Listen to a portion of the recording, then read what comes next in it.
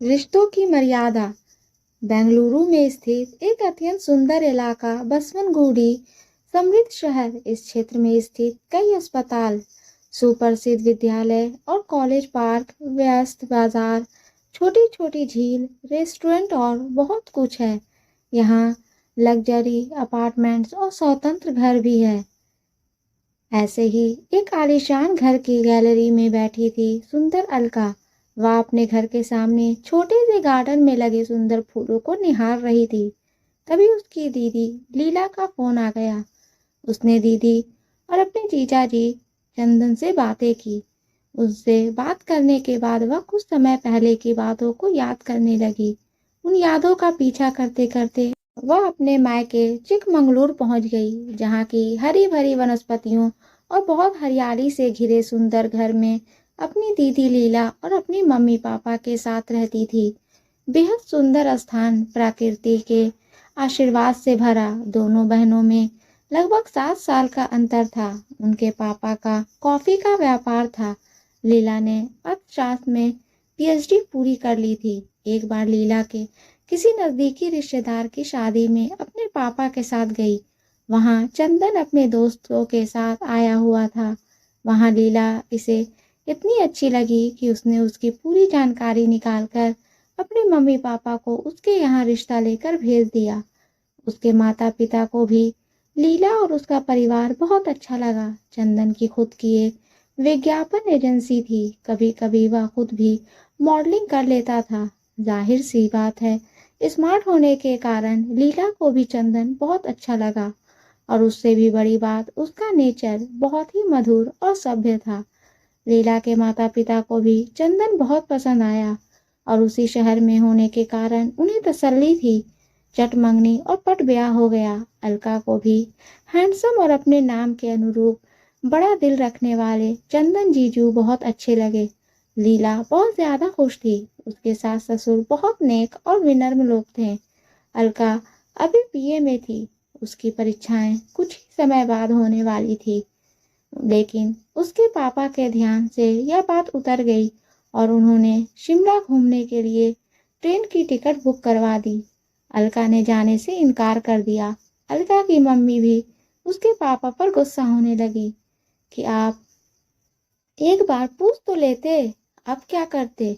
फिर उन्हें लीला के ख्याल आया। उन्होंने लीला से बात की। लीला ने कहा, पापा, यह भी कोई पूछने वाली बात है।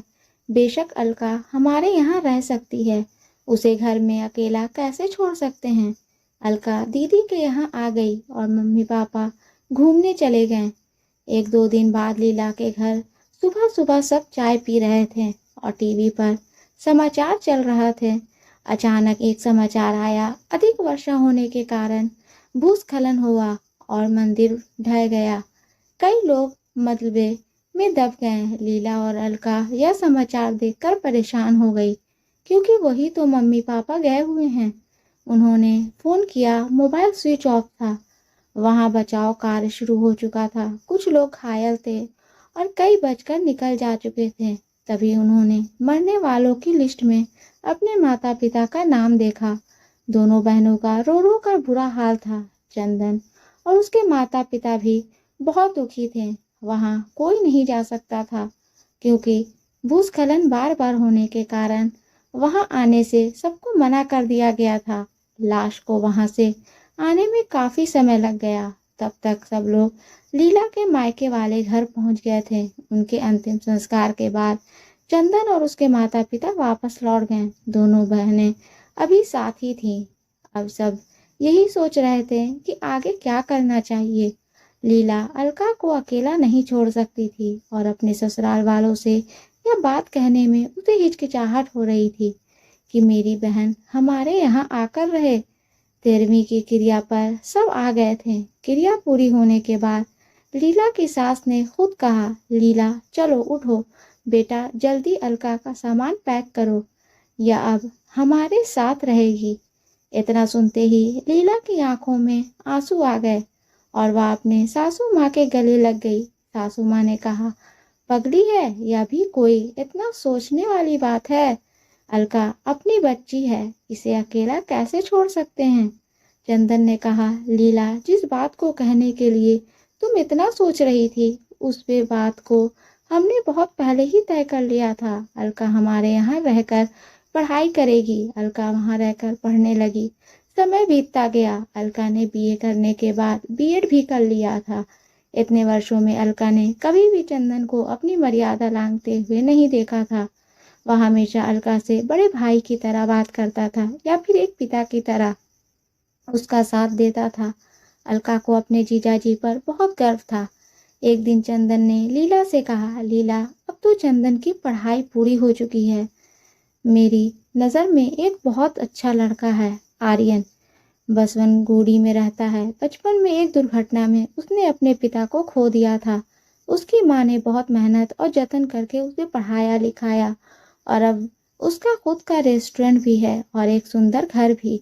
तुम कहो तो अलका के लिए बात करूं? लीला ने कहा, ठीक है, करके देखिए।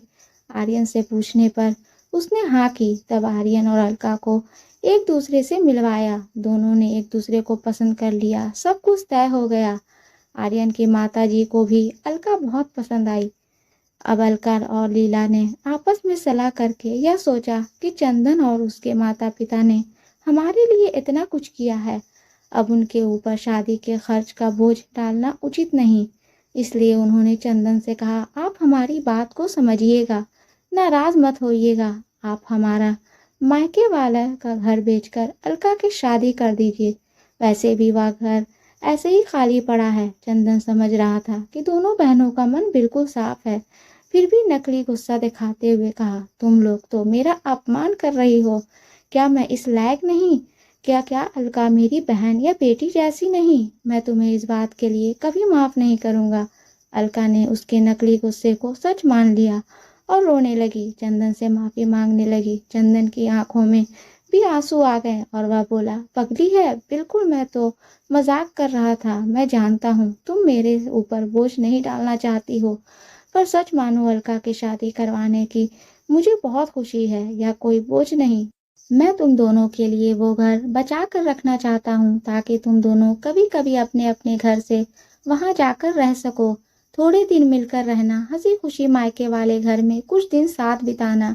मम्मी पापा की आत्मा को भी खुशी मिलेगी और फिर वापस अपने अपने घर। अलका और लीला को चंदन की बात माननी पड़ी। अलका और आर्यन का विवाह सुखपूर्वक संपन्न हुआ। अलका ससुराल में बहुत खुश थी और आज का 1 वर्ष पूरा हो जाने पर जब दीदी जीजा की का फोन आया तो सारी यादें ताज़ा हो गई और रिश्तों की मर्यादा समझने वाले अपने जीजा जी पर एक बार फिर गर्व हो उठा। तभी आर्यन का फोन आया, अलका जल्दी से तैयारी कर लो, मैं, माँ और तुम तीनों चल रहे हैं तुम्हारे दीदी जीजा के पास, लेकिन उन्हें फ़ोन करके बताना नहीं, यह उनके लिए सरप्राइज होगा। अलका ने बड़ी खुश होकर कहा, थैंक यू आर्यन, उनसे पहले तो तुमने मुझे सरप्राइज दे दिया, ऐसे अचानक प्रोग्राम बनाकर। मैं अभी जाकर मम्मी जी से कहती हूँ। अलका बहुत बहुत खुश थी अपने दीदी के यहाँ जाने को। सभी अचानक ही लीला के यहाँ पहुँचे। लीला और चंदन अलका को देखकर बहुत खुश हुए और सभी की बहुत बढ़िया तरीके से खातिरदारी की। आज फिर सब एक जगह हंसी खुशी के पल याद कर रहे थे। दोस्तों, ये स्टोरी आपको अच्छी लगे तो प्लीज़ इसे लाइक करें, शेयर करें एंड सब्सक्राइब करें। और इस स्टोरी के बारे में आपकी क्या राय है हमें कमेंट बॉक्स में ज़रूर बताएं। और हाँ, बेल आइकन को प्रेस करना ना भूलें, क्योंकि ऐसे ही आने वाली स्टोरी आप तक सबसे पहले पहुंचती रहेगी। धन्यवाद।